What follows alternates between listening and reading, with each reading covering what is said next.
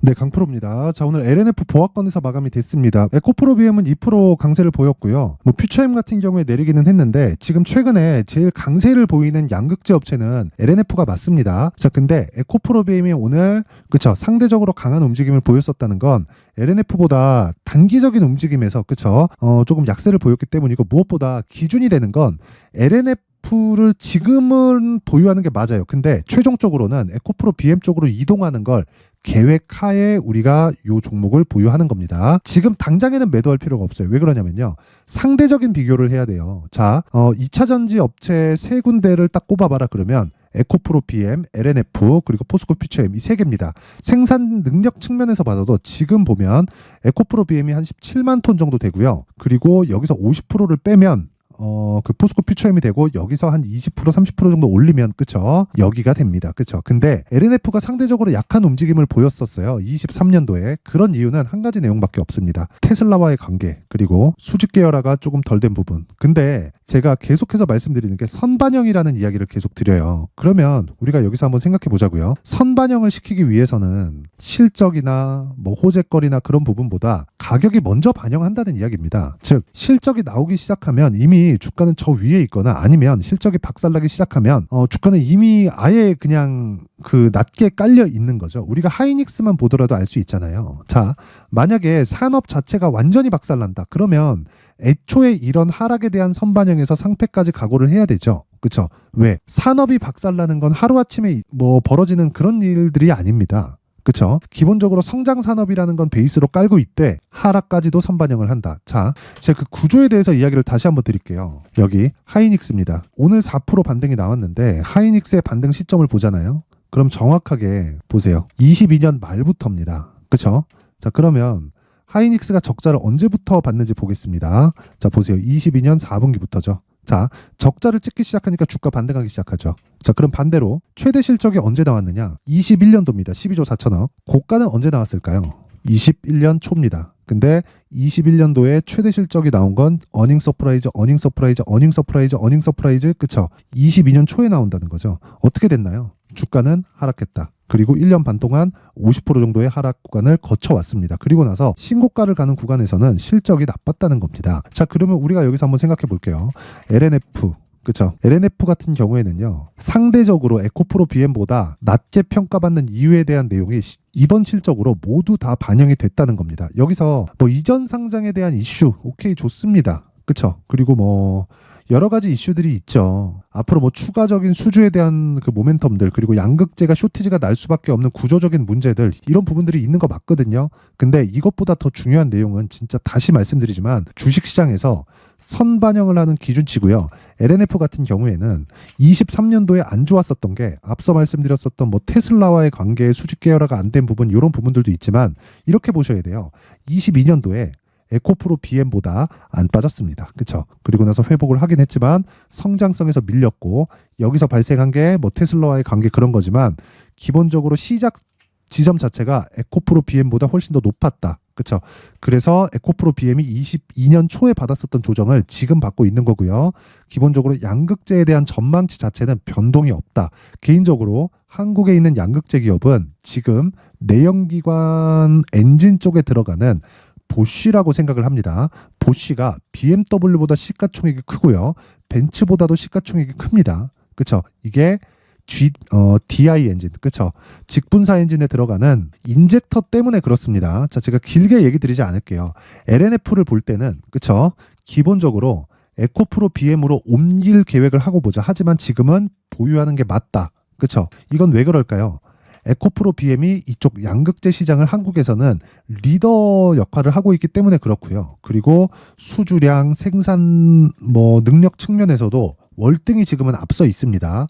그런데 평가 자체를 먼저 많이 받고 있기 때문에 이런 부분에 대한 가격 부담으로 인해서, 그쵸? 먼저 선조정을 받은 LNF가, 그쵸? 지금 강세를 보이고 있는 거고, 악재도 실적이 발표됨으로써 모두 다 소멸이 됐습니다. 여기서 가격 외적인 다른 부분은 전혀 고려할 게 없습니다. 그쵸? 근데 무조건 단기적으로 보자. 단기적으로 보고 내가 에코프로 BM 그리고 에코프로 머티리얼즈 쪽으로 이동하자. 여기까지가 오늘 핵심 내용입니다. 자, 그러면 가격에 대한 부분이 가장 중요한데 그 가격에 대한 부분을 이야기 드리기 전에 기본적으로 선반영하는 그 내용에서는 무조건 신고가 매매를 해야 됩니다. 그래서 그 신고가 매매가 어떤 식으로 진행되는지 그 내용에 대해서 확인을 하고 갈게요.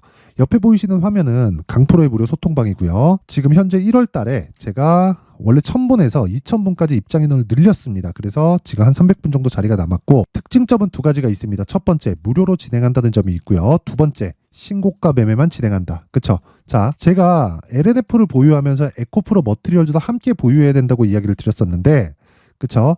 에코프로 머티리얼즈가 신고가 종목이기 때문에 그렇습니다. 자, 그러면 에코프로 머티리얼즈 말고 다른 신고가 종목은 어떻게 진행되는지 그 내용에 대해서 한번 확인해 볼게요. 자, 여기 보시면 1월 18일 오늘입니다. 여기 이스트 소프트, 그쵸? 그리고 알테오젠, HLB 이렇게 나와 있죠. 자, 내용 한번 확인해 볼게요. HLB. 자, 내용 보시면 오늘 7% 강세 마감이 됐고요. 그쵸? 시가 대비해서 거의 한 6%대 수익 구간에서 마감이 됐습니다. 이 종목 뭡니까? 신고가 종목이죠. 신고가 종목 뭐라 그랬어요? 가격이 먼저 반영한다. 가격이 먼저 반영하는 기준치는 뭐라 그랬나요? 앞으로 좋을 부분이다. 그쵸? 우리는 정보를 먼저 습득해서 그거를 우리가 파악할 수 있다? 파악할 수 있겠죠. 근데 정보가 양질의 정보인지 아닌지는 그때 가봐야 알 수 있는 거고 정보에 의존하다 보면 정보가 안 들어오면 끝납니다. 그렇기 때문에 기본적으로 가격에 대한 이해가 필요한 거예요. 그 가격에 대한 이해를 했을 때 신고가 매매를 할 수 있다는 거고 그 신고가 매매의 기준을 따라갔을 때 그쵸? 오늘 그쵸? 이 HLB 같은 그쵸? 시장가 매수 그쵸? 시가 그쵸? 8시 54분에 시장가 매수하라는 건 시가 체결시키라는 겁니다. 그래서 제가 이야기를 계속해서 드렸던 거고 그런 결과가 오늘 그쵸? 거의 한 7% 정도의 수익 구간에서 끝났다는 겁니다. 자, 그 위에 여기 1월 18일 시장가 매수 그쵸? 시장가 매수 8시 51분 그쵸? 내용 한번 보시면 이스트 소프트예요. 자, 내용 보시면 오늘 17% 강세 마감이 됐죠. 이 종목 뭐예요? 신고가입니다. 그쵸? 하루에 몇 프로 수익입니까? 시가 마이너스 3%, 그쵸? 고가 17%, 그쵸? 길게 말씀 안 드리겠습니다. 신고가 종목에서 지속적으로 이런 수익이 나오고 올려서 보더라도요. 자, 보세요. 대한해운, 그쵸? 대한해운 보더라도 어제 어떻게 나왔습니까? 1월 17일, 그쵸? 1월 17일 대한해운 시장가 매수 정확하게 장시작 전이죠. 시가에 그냥 넣으라는 겁니다. 어때요? 지금 17% 강세 마감이 됐다. 자, 제가 길게 말씀 안 드릴게요. 신고가에 대해서 이해를 하지 못하면 주식시장에서 나만의 수익 모델을 만들지 못한다. 그쵸? 제가 오늘 몸이 좀 안 좋아서 조금 더 디테일하게 말씀을 드려야 되는데 여기까지만 말씀을 드리겠습니다. 기본적으로 신고가 그리고 선반영 구조에 대해서 이해하자. 그리고 그런 부분을 소통방에서 계속 진행을 하고 있습니다. 자, 길게 말씀 안 드릴게요. 제가 소통방의 특징점 두 가지라 그랬죠. 신고가 매매만 진행을 하고요. 그리고 무료로 진행을 한다. 그쵸? 무료로 진행하는 이유는 채널 성장의 목적이라서 그렇고요. 채널 성장을 위해서 구독과 좋아요 꼭 좀 부탁드리고 상단에 있는 전화번호로 참여라고 문자를 보내주시면 제가 소통방 입장 링크를 순차적으로 공유를 해드리도록 하겠습니다. 신고가에 대해서는 무조건 이해를 하고 있어야 되고요. 내가 정말 3개월 뒤, 6개월 뒤, 1년 뒤에 변화하는 상황을 맞이하려면 신고가에 대해서는 무조건 배워두세요. 자, 그리고 신년 이벤트 하나 더 나갑니다. 자, 신고가에 대해서 제가 계속해서 강조를 드렸기 때문에 여기 신고가 검색기에 대한 부분, 그쵸? 이런 종목을 토대로 내가 계속해서 종목을 추적 관찰할 수 있는 거고, 그리고 여기 수익 모델에 대한 내용입니다.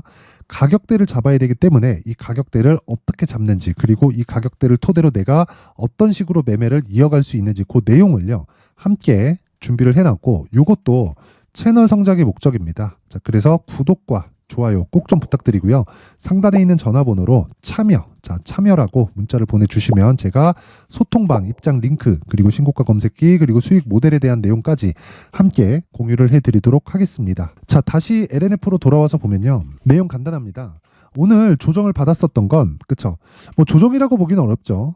강보합권에서 끝났으니까 시장 대비해서 어느 정도까지 이렇게 좀 약한 움직임을 보였었던 건 시장이 조정을 받는 과정에서 그쵸? LNF는 거의 조정받은 폭이 없었기 때문에 그렇습니다. 물론 지난 주가의 움직임을 보면 LNF가 훨씬 더 약한 가격대에 있는 게 맞죠. 그런데 이렇게 생각을 해보세요. 약한 종목들은 그쵸? 일부 시장이 반등 구간이나 충분히 빠지고 악재가 소멸되었을 때 약한 움직임을 보일 수밖에 없습니다. 그래서 우리는 강세 종목을 지속적으로 추적 관찰을 해가야 되는 거예요. 근데 2차 전지 양극재 쪽은 기본적으로 쇼티지가 날 수밖에 없는 구조를 갖추고 있잖아요. 최소한 2030년까지는, 빠르면 2027년에서 8년 정도입니다. 그래서 이 증설을 하는 구조를 보더라도 2027년으로 거의 맞춰져 있고, 그 이후에는 2030년까지 생산 능력을 높이는 일종의 뭐 이런 구조가 갖춰져는 있죠. 근데 27년 정도까지가 거의 주가는 피크가 나온다고 보시면 됩니다. 그래서 그때까지는 주가가 계속해서 우상향할 겁니다. 물론 23년도에는 나빴지만, 근데 기본적으로 대장주에 가야 된다는 기준은 지켜야 돼요. 그래서 LNF의 가격대를 잡아서 우리가 이동할 수 있는 가격을 잡자. 그러기 위해서는 가격에 대해서 철저하게 잡아야 되고, 그걸 기준해서 보유 전략으로 연결시켜야 되겠죠. 그래야 우리가 매도하고 이동할 수 있잖아요. 그렇죠? 자, 그래서 그 내용을요, 제가 여기 가격 그리고 단기 보유 전략으로 함께 준비를 해놨습니다. 자, 단기 보유 전략은 2주 안에 내가 매도하고 나올 수 있는 부분에 대해서 이야기를 해놨고요. 그리고 무엇보다 2주 안에 매도하고 나오려면 어떻게 해야 돼요? 가격적으로 디테일하게 잡고 가야 된다. 그쵸? 그 내용을요, 여기 20페이지에 걸쳐서 아주 상세하게 내용 준비를 해놨는데, 이 내용을 제가 영상에서 이야기를 드리잖아요. 그럼 너무 긴 이야기가 될 수 있습니다. 그쵸? 그래서 제가 막 한 2시간, 3시간 얘기를 계속 해야 돼요. 그래서 제가 이야기를 드리는 건데, 그쵸? 반드시 신고가를 베이스로 한 단기 보유 전략을 이해를 해야 되고, 그리고 가격적인 전략을 무조건 이해를 하세요. 영상으로 이야기를 못 드리는 점은 시간이 너무 길게 걸려서 그렇고, 이게 오히려 더 낫습니다. 하지만 채널 성장이 목적이라는 점, 이 부분은 반드시 기억을 해주시고요. 이 내용도 구독과 좋아요 꼭 좀 부탁드리고요. 돈 안 받아요. 대신에 구독과 좋아요 꼭 부탁드리고, 상단에 있는 전화번호로 숫자 3이라고 문자를 보내주시면 제가 가격 그리고 단기 보유 전략을 함께 공유를 해드리도록 하겠습니다.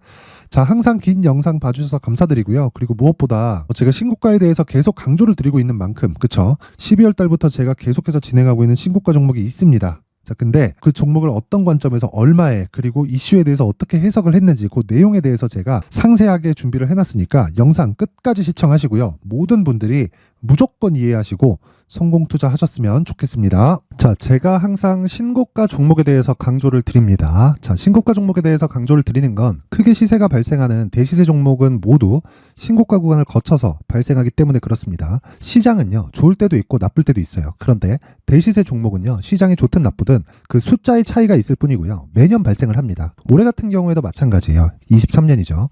1월부터 로봇, AI 시세를 크게 발생을 시켰는데, 이미 22년도 중반 후반에 신고가를 달성을 하고 매물 소화 과정을 거친 이후에 시세가 발생을 했습니다. 2월 달부터 2차 전지의 강세가 있었죠. 그런데 22년도에 이미 에코프로 같은 경우에는 신고가를 달성한 이후가 됐고요.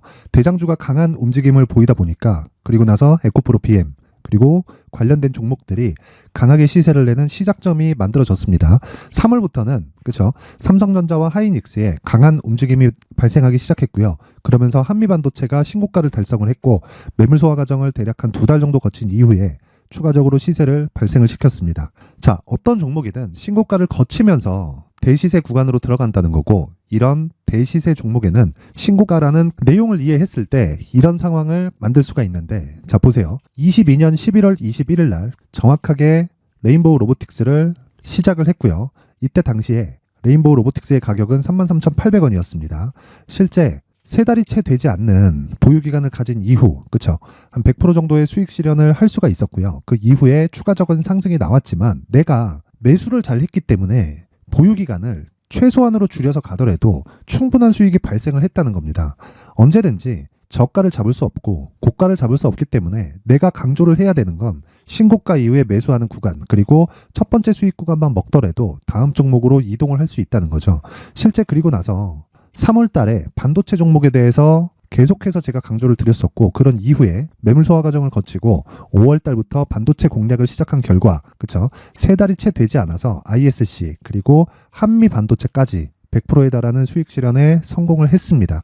그래서 계속해서 강조를 드리는 거예요. 시장은요, 좋을 때도 있고 나쁠 때도 있어요. 그런데 대시세 종목은 숫자의 차이가 있을 뿐이고요, 매년 발생을 한다는 거고 분기별로 나오게 됩니다. 물론 이런 종목을 모두 다 잡을 수는 없지만, 지금 같은 경우에는요, 2가지 내용으로 구분이 가능합니다. 첫 번째, AI 반도체 쪽으로 들어가야 되고요. 그리고 또 한 가지, 내년 4월에 있을 총선 테마가 지금부터 준비되어 있어야 된다는 거죠. 물론 이 두 종목 모두 신고가 종목에 있는 종목을 공략해야 되기 때문에 신고가 구간에서 매매를 해야 된다는 건 어떤 상황에서든 불변의 진리라고 보시면 됩니다. 자, 그래서 제가 AI 반도체 관련된 종목들은 강프로의 소통방에서 같이 공개를 하도록 하겠고요.